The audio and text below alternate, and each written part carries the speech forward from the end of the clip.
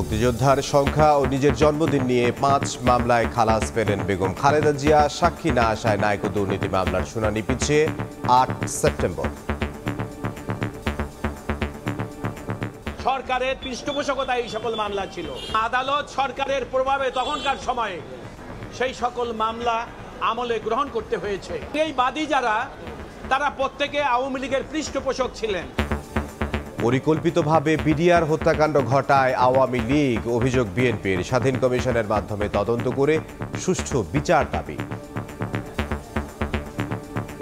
বেশ কিছু ব্যক্তি সুপরিকল্পিতভাবে ফ্যাসিস্ট হাসিনার মদদে এই হত্যাকাণ্ড ঘটিয়েছিল। আমরা আশা করব বর্তমান সরকার নিরপেক্ষভাবে এই ঘটনার তদন্ত করবেন এবং পুনর্বিচারের কাজ দ্রুত শুরু করবেন। গণমাধ্যম কর্মীদের বিরুদ্ধে নামে বেনামে মামলা যেন না হয়, প্রধান উপদেষ্টার সঙ্গে বৈঠকে আহ্বান সম্পাদকদের। আইসিটি আইনের মতো কালাকানুন বাতিলের দাবি।